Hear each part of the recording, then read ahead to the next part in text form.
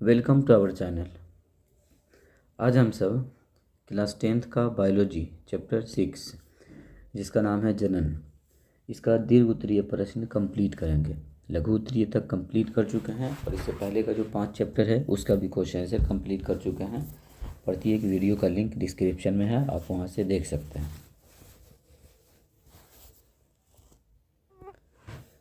पहला क्वेश्चन है दीर्घ उत्तरीय का विभिन्न प्रकार के अलैंगिक जनन का सचित्र एवं संक्षिप्त विवरण दें। तो आंसर है कि अलैंगिक जनन वह प्रक्रिया है जिसमें एक ही जनक से बिना युग्मकों के संयोग के नई संतान उत्पन्न होती है। इसके प्रकार की अगर बात करें तो पहला प्रकार है द्विखंडन, एक कोशिका को दो समान कोशिकाओं में विभाजित हो जाती है, उदाहरण के लिए अमीबा। दूसरा है बहुखंडन, कह रहे हैं कि एक कोशिका कई भागों में विभाजित होती है, जैसे कि प्लाज्मोडियम। तीसरा कली निर्माण, कह रहे हैं कि शरीर पर कली बनती है और अलग होकर नया जीव बनाती है, उदाहरण यीस्ट या फिर हाइड्रा।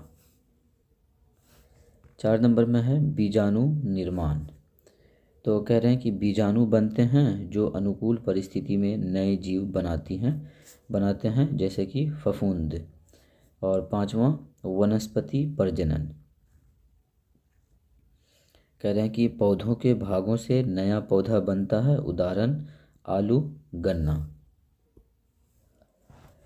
2 नंबर क्वेश्चन है उत्क्रम संबंध कैसे संपन्न होता है, कार्मिक परिवर्तन के लाभों का उल्लेख करें।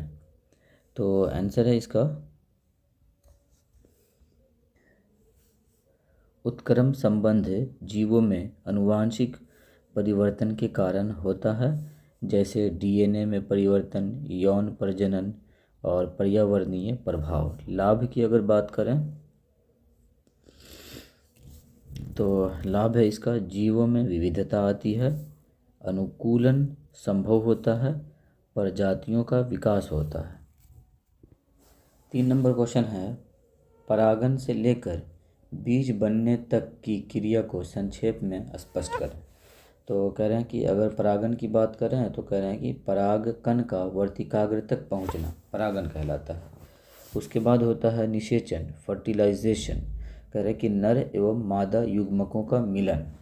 फिर बीजांड, बीज जो है वो निषेचन के बाद बीजांड बीज में बदलता है।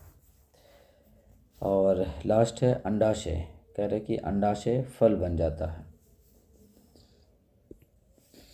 4 नंबर क्वेश्चन है पादप में लैंगिक एवं अलैंगिक जनन के विशेषताओं का विवरण दें।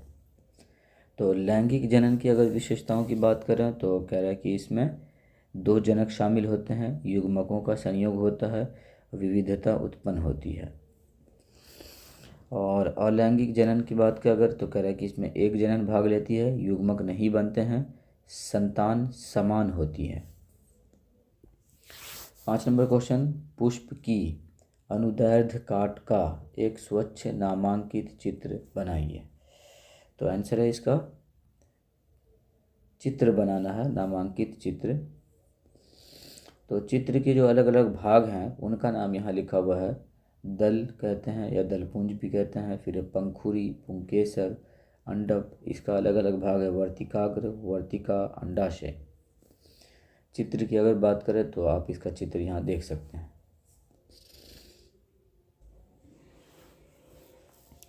6 नंबर क्वेश्चन है जीवनाश या यौन अवस्था के समय किशोर बालक बालिकाओं के शरीर में होने वाले परिवर्तन का वर्णन करें।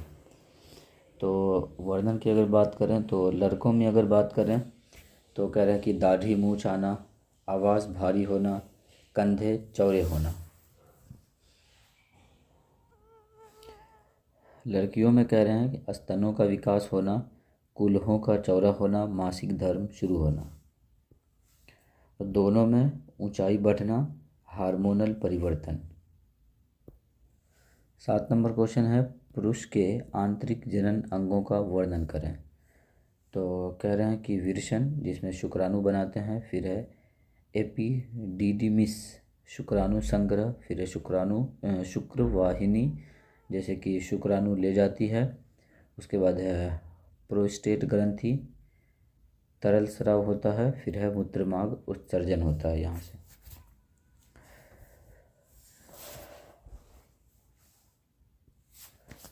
आठ नंबर क्वेश्चन है, स्त्री में लैंगिक चक्र का वर्णन करें। तो कह रहे हैं कि यह लगभग 28 दिनों का चक्र होता है।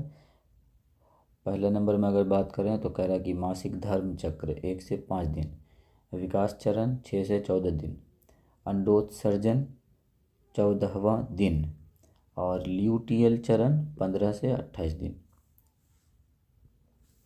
9 नंबर क्वेश्चन है, जनसंख्या नियंत्रण के लिए व्यवहार में लाए जाने वाले विभिन्न उपायों का वर्णन करें। तो आंसर है इसका परिवार नियोजन। दूसरा नंबर में गर्भ निरोधक साधन। फिर है नसबंदी। उसके बाद है शिक्षा और जागरूकता, विवाह की उचित आयु। 10 नंबर क्वेश्चन है, लैंगिक जनन संचालित रोग क्या है। तो कह रहे हैं कि ये वे रोग हैं जो यौन संपर्क से फैलते हैं, जैसे HIV, एड्स, सिफिलिस, गोनोरिया। तो इस तरीके से हम सब दीर्घ उत्तरीय प्रश्न को भी कंप्लीट कर चुके हैं। अब नेक्स्ट वीडियो में जो 7वां चैप्टर है उसका क्वेश्चन आंसर करेंगे। वीडियो को लाइक, शेयर और चैनल को भी सब्सक्राइब कर दें ताकि इस तरीके की प्रत्येक वीडियो आप तक पहुंचती रहे।